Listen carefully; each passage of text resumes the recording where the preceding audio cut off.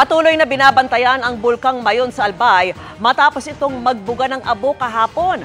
Ang paliwanag ng PhilVox at kung posible bang itaas ang babala sa bulkan, alamin po sa live na pagtutok ni Jessica Calinog ng GMA Regional TV, Balitang Bicolandia. Jessica. Vicky, ayon sa PhilVox, as of 3 p.m. monitoring kanina, hindi na nasundan pa ang phreatic eruption na naitala kahapon sa bulkang Mayon. Alas 4:47 kahapon nang nagkaroon ng phreatic eruption o biglang pagbuga ng abo ang bulkang Mayon. Sa tala ng PhilVox, tumagal ito ng halos 3 minuto. May report din na namataan sa ilang bahagi ng Kamalig at Libon ang trace ashes o maninipis na abo na dala ng phreatic eruption. Wala naman daw kinakailangang ilikas ng mga pamilya dahil sa naturang phreatic eruption. Dahil ang evacuation, ipatutupad lamang kung nasa alert level 3 ang bulkan. Hindi na rin nasundan pa ang phreatic eruption na nangyari kahapon.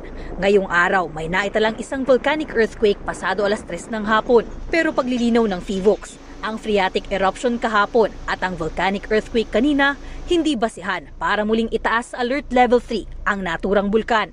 Yung mechanism po ng mga phreatic eruptions, may tubig coming into contact with a hot magma body.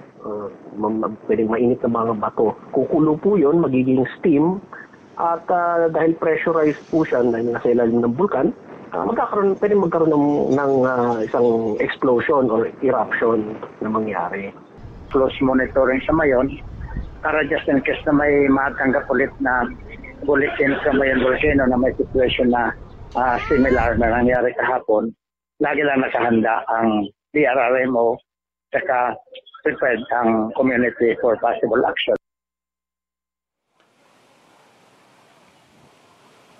Ang paalala sa publiko, Vicky, iwasan na muna ang pagpasok o anumang aktibidad sa loob ng 6-kilometer permanent danger zone dahil nananatili pa rin ang banta ng mga aktibidad ng bulkang Mayon kagaya na lamang ng phreatic eruption at pyroclastic density currents o uson.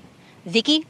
Maraming salamat sa iyo, Jessica Calinog ng GMA Regional TV, Balitang Bicolandia.